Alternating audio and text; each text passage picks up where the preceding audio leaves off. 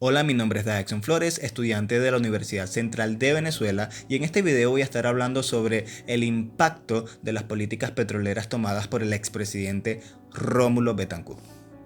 Los principales impactos de las políticas petroleras implementadas por el gobierno liderado por Rómulo Betancourt durante el trienio en la economía venezolana se destacan principalmente por un aumento significativo de los ingresos del Estado, ya que por primera vez en la historia de Venezuela se logró que el Estado recibiera el 50% de las ganancias obtenidas por las compañías petroleras extranjeras. Antes de este cambio, esa proporción era muy inferior.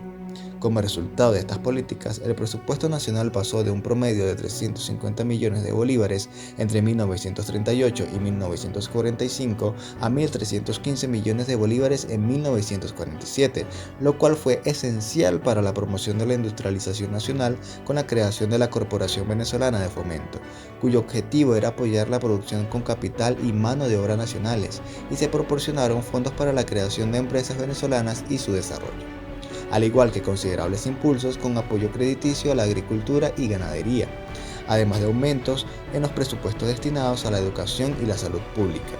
Sin embargo, es importante destacar que muchos de estos cambios fueron interrumpidos por el golpe militar de 1948, que representó un retroceso en la búsqueda de una economía soberana. Ahora bien, hablemos sobre cuál de las siguientes políticas fue implementada por Rómulo Betancourt durante su presidencia. Nacionalización de la industria petrolera, privatización de la industria petrolera, creación de la OPEP, o todas las anteriores.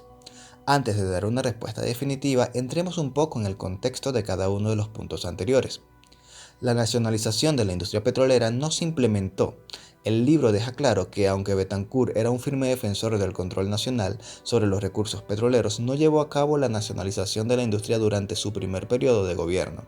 Además, su enfoque fue más bien gradualista. Promovió un aumento significativo de la participación del Estado en las ganancias petroleras a través del aumento de impuestos y regalías, pero sin expropiar directamente las empresas extranjeras. La privatización de la industria petrolera es una política que se opone totalmente al pensamiento y programa de Betancourt. Él creía firmemente en el control por parte del Estado sobre la principal riqueza del país. En ese sentido, su gestión se movió siempre en dirección contraria, buscando mecanismos para consolidar la presencia del Estado en la actividad petrolera. La Organización de Países Exportadores de Petróleo, OPEP, fue creada en 1960 después de que Betancourt finalizara su primer mandato presidencial y durante su segundo mandato como presidente de la República. Betancourt fue sin duda un precursor del espíritu de lo que luego sería la OPEP, al defender la necesidad de cooperación de los países productores para evitar la manipulación de los precios por parte de las grandes compañías, pero la organización como tal no fue creada por él. Así que, tomando en consideración cada uno de los puntos anteriores, podemos llegar a la conclusión de que Rómulo Betancourt no implementó la nacionalización ni la privatización de la industria petrolera, ni participó en la creación de la OPEP. Su gestión se caracterizó por la búsqueda de una mayor participación del Estado en los beneficios y en la toma de decisiones relacionadas con la industria del petróleo, pero sin ir al extremo de la expropiación o la estatización total.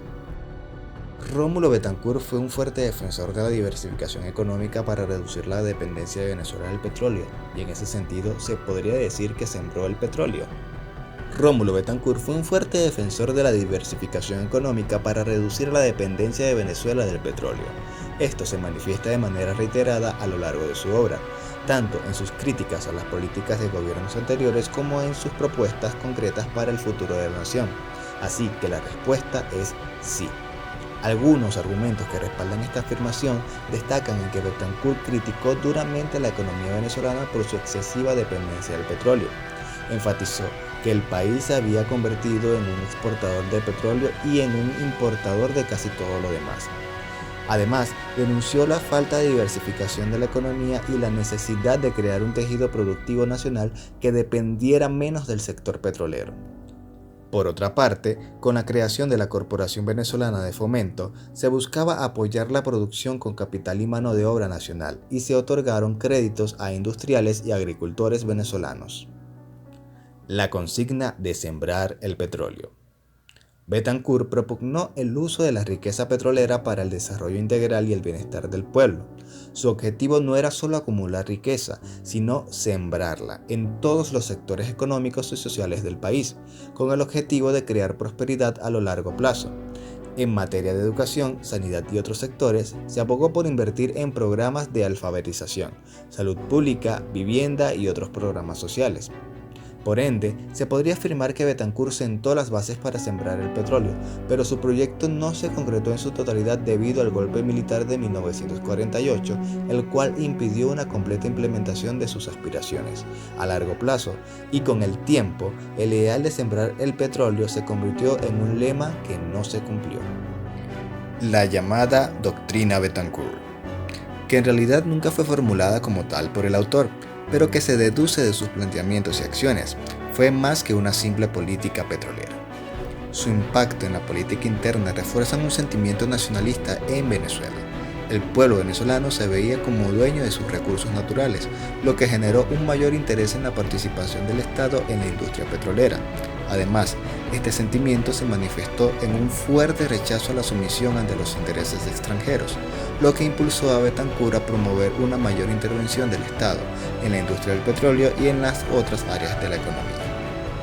La creación de instituciones como la CBF, el Banco Industrial y la adopción de medidas fiscales que incrementaron los ingresos del Estado fortalecieron el papel del gobierno en la economía. El apoyo a la organización sindical y la firma de contratos colectivos promovieron mejores condiciones laborales para los trabajadores del petróleo, quienes comenzaron a ser actores políticos influyentes en la vida nacional. Los cambios implementados por Betancourt en materia petrolera encontraron resistencia de las élites tradicionales vinculadas a los terratenientes y sectores sociales.